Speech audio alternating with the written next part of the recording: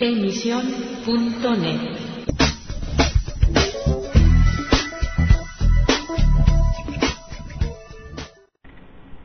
Hello again and welcome to Letter from England, broadcasting for the Spanish Evangelical Alliance and AC Press.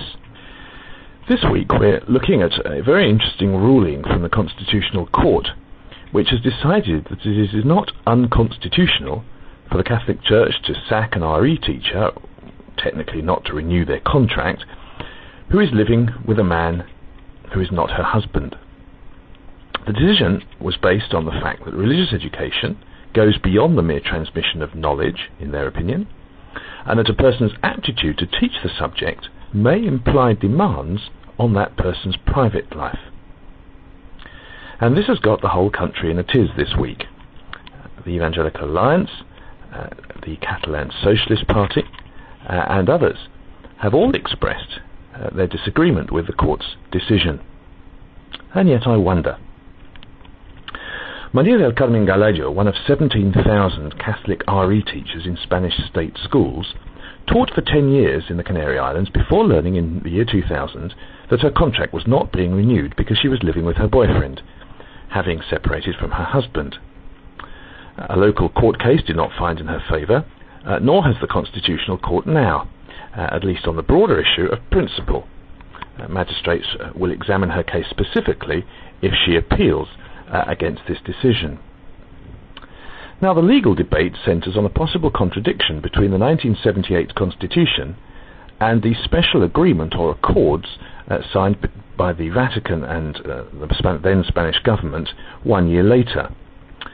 Over the issue of teachers, this is the possible contradiction anyway, is over the issue of teachers employed and paid by the state but selected by the Catholic Church to teach Catholic RE.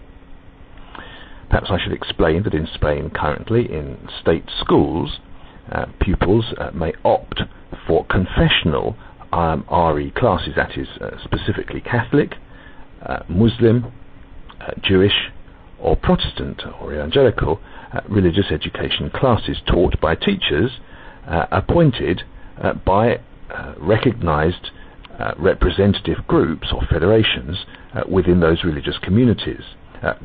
Institutions recognized by the government, that is. So in the case of evangelicals, the Federation of Evangelical Organizations is the one who trains and appoints its own teachers to teach Evangelical RE where there are enough pupils who opt for the subject, who want to be taught that, and the state pays them and technically then employs them. Now, the Constitution guarantees that they should be treated equally in the eyes of the law, as well as anyone else, and yet special conditions seem to apply to these teachers.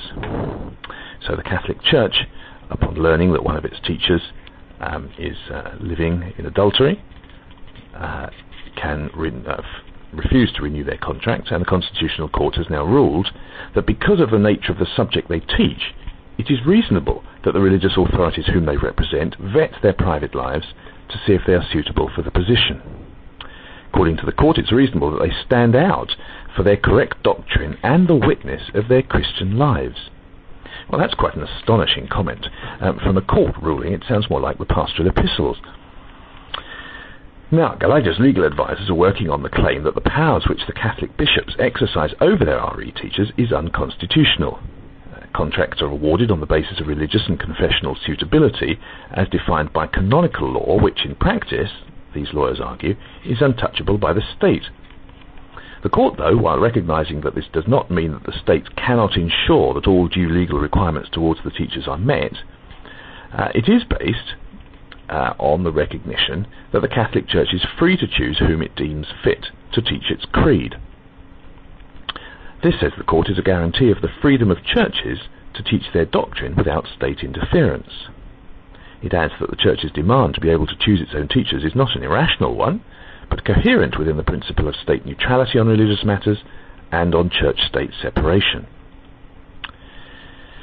Well, the Evangelical Alliance has condemned the court decision and says that the teaching of religious education does not go beyond the mere transmission of facts, and that it's not the state's business to be telling ought to be allowing teachers of the Christian religion that they ought to be living recognisably Christian lives, and it expresses concern at the precedent such a decision sets. But surely they should be delighted that the court does insist on Christian values for Christian teachers, so that the pupils who actually have opted to be taught by a Christian teacher, in the case of evangelicals, or a Catholic teacher in the case of Catholics and so on, is actually living the life and seeking to follow the principles that they're teaching the children. Otherwise it's mere hypocrisy. Now, an Alliance spokesman said that such a decision would be perfectly acceptable within a religious institution which has the right to set the principles of conduct it deems correct, so long as no one is forced to accept them, but does so, and indeed joins the institution, as an act of their own free will. However, he goes on to say that in a non-confessional country like Spain, civil servants can never be asked to adhere to a confessional dictate, and it seems to him a direct violation of the principle of church-state separation. But surely if the state has opted to allow religious communities to have confessional RE classes, it also accepts that those same religious communities will appoint the teachers, and indeed renew or fail to renew the contracts of those teachers as it seems fit. Otherwise there's really very little point in having confessional RE in schools at all. And of course this would be the position, the official position, of the Federation of Evangelical Organizations, who would like to see a complete separation of confessional religious education and the state school system.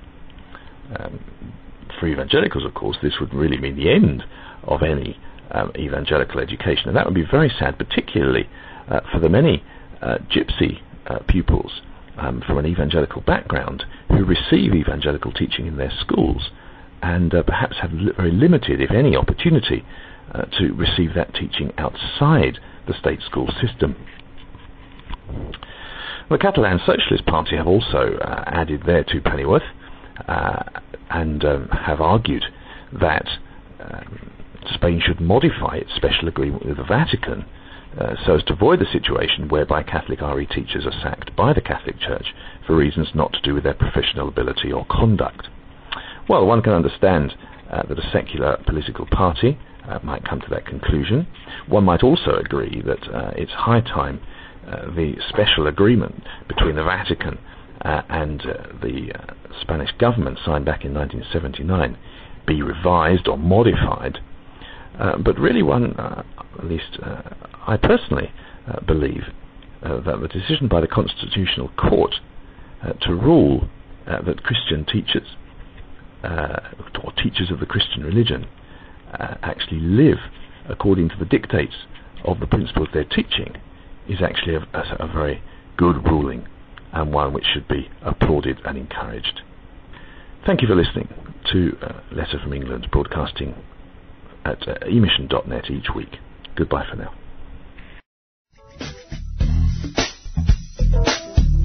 Emisión.net